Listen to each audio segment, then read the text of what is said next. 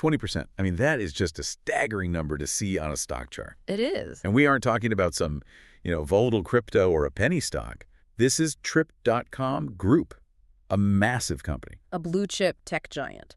And to see a fifth of its value just gone in 3 days, it was a bloodbath. Right. And it happened right after the news dropped that China's State Administration for Market Regulation, or SAMR, had launched an investigation. It really was a panic first, ask questions later kind of reaction.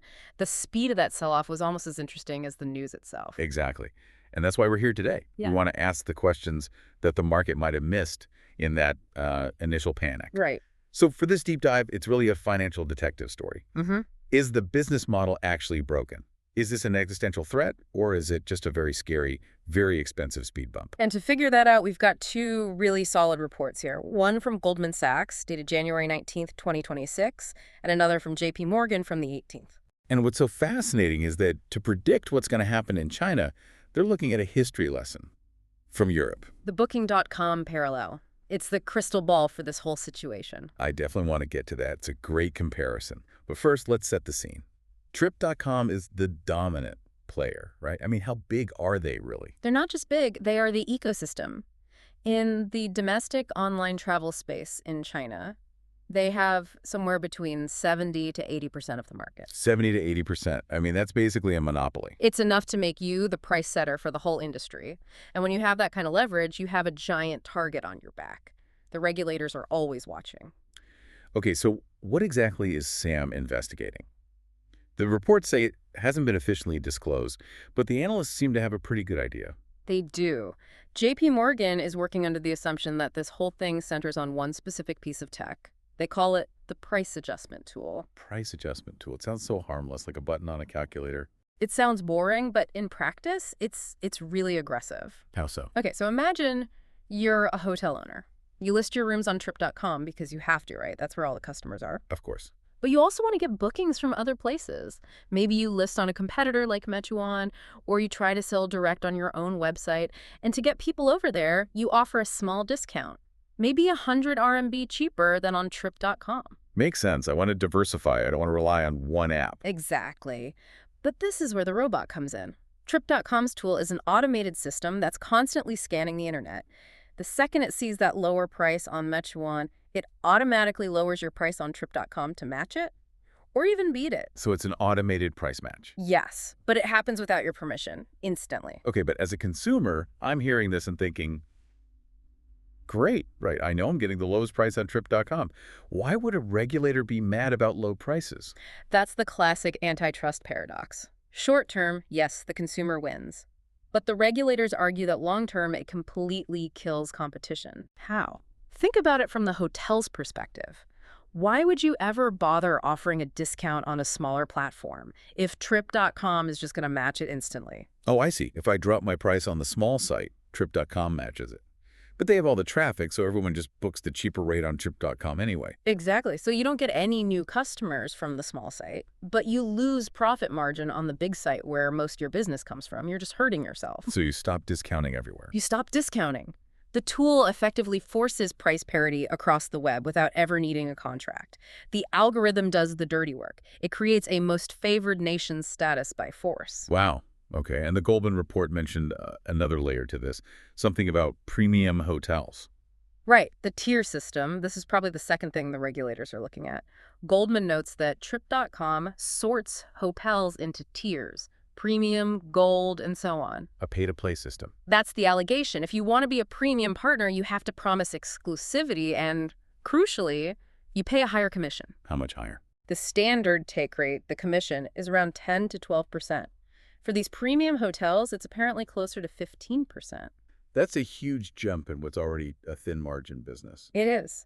And in return, the algorithm pushes you to the top of the search results. So the regulators are asking if this is basically extortion. So you have a robot forcing price matching and a system that strong-arms hotels into paying more. I can see why investors panicked. If the regulators say turn it all off, doesn't the whole model just collapse? And that is the fear. That's the logic behind the 20% stock drop. But this is where JP Morgan says, hold on, we've seen this movie before. This is the European connection, the Booking.com parallel. Exactly. To understand Trip.com in China in 2026, You have to look at Booking.com in Europe for the last 20 years. This part of the research was wild. I knew Booking.com was big, but I had no idea they went through almost the exact same fight. It's nearly identical, and it was a decade-long struggle with European regulators over these exact price parity clauses. So what happened? The EU regulators came down hard on them. Oh yeah, it started with what they called wide parity. Booking's contracts said you couldn't offer a lower price anywhere. Not on a competitor site, not on your own site, nowhere. Regulators banned that. So Booking.com tried to find a loophole, I assume. Of course. They switched to narrow parity. They said, okay, fine, you can offer lower prices on other travel sites, but you still can't offer a lower price on your own website. Trying to stop the hotel from cutting out the middleman. Precisely. But then the Digital Markets Act came along and just killed all of it. By 2024, hotels in Europe were legally free to price their rooms however they wanted, wherever they wanted. Okay, so if I'm an investor, that history sounds terrifying. If hotels are free to offer lower prices, they will. Booking.com's business should have crumbled. That's what you'd think. That's what Economics 101 says. But the reality was completely counterintuitive. What happened? Even after all the parity clauses were dead and gone, the hotels still didn't lower their prices elsewhere. Wait, really? They had the legal freedom to undercut Booking.com on their own website, save that 15% commission, and they didn't do it. For the most part, no. And the reason is simple: fear.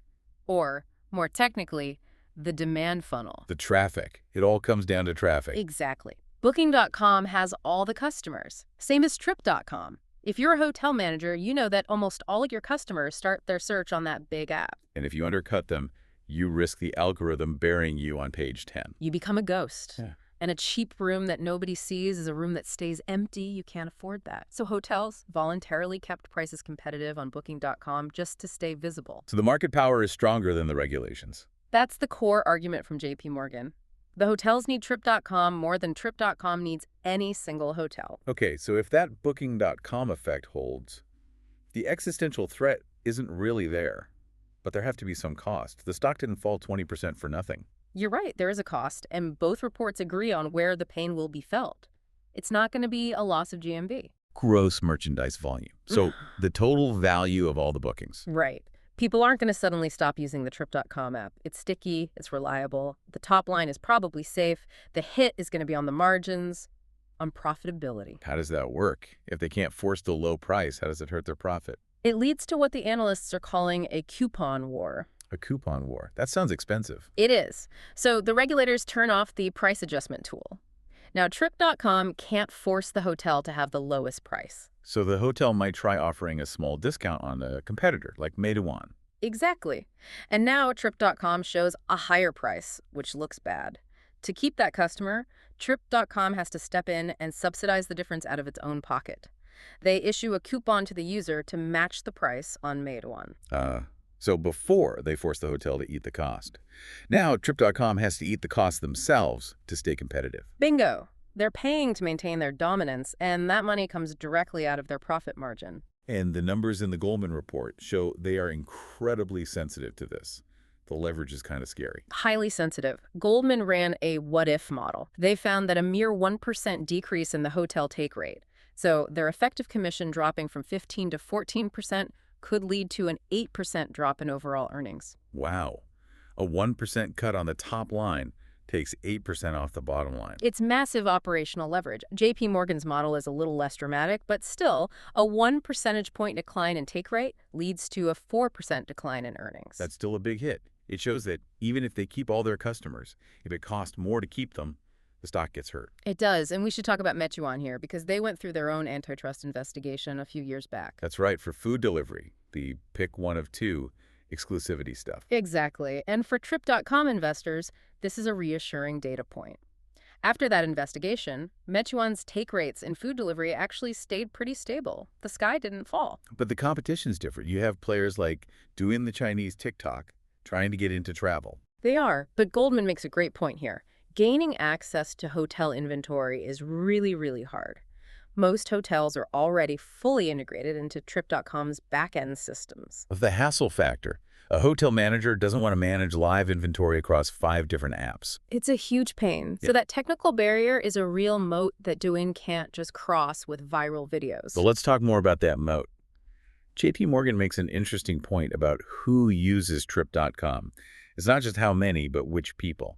This is crucial. Trip.com owns the high-end business traveler segment. The people who aren't spending hours searching for a tiny coupon code. Right. Think about a corporate executive booking a trip for a conference. They care about reliability, customer service, that the booking is guaranteed. They're not going to switch to a glitchy new app to save $5. JP Morgan calls competitors like Meituan and Douyin subsidized options. They get the price-sensitive users. Trip.com owns the high-frequency, high-spending ones. And that user base is a massive moat, which is why, despite all this scary regulatory talk, the analysts are surprisingly bullish. They really are.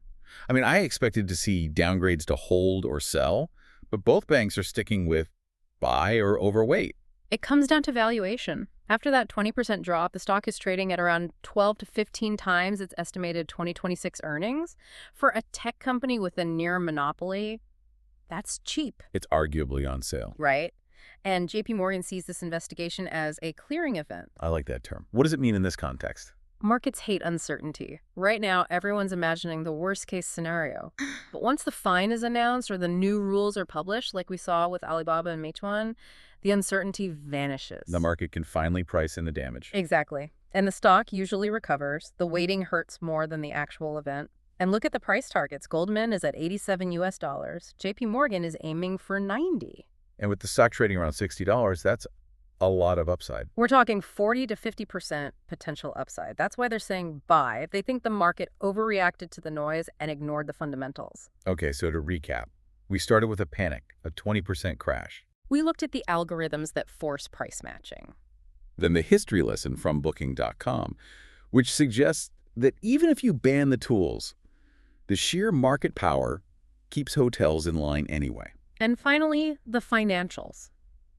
Margins might get squeezed by a coupon war, but the core business isn't going anywhere because they own the best customers. It's like gravity. You can pass a law against it, but the mass of the planet hasn't changed. That's a great analogy. The price adjustment tool was just enforcing gravity. Take the tool away, the traffic is still there. And for you listening, this is really the key takeaway. We see these antitrust headlines and think it's game over. But the business fundamentals, who has the customers, that's what usually determines the long-term winner. It becomes a tax on dominance, not a dismantling of it. Exactly, a margin tax. Now, before we go, I want to leave everyone with a final thought, something that struck me from the Booking.com case. If the Booking.com effect is real, and removing these rules didn't actually lower prices for consumers, then what are these investigations actually accomplishing? Are they helping the consumer or just changing the paperwork? That is the multi-billion-dollar question, isn't it? If the market structure is a natural monopoly, regulation might just be cosmetic. It might look fairer on paper, but if the prices stay the same, has anything really changed for you?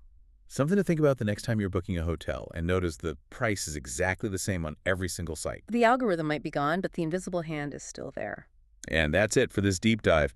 We'll be keeping an eye on Sammer's next move. Thanks for listening. Thank you.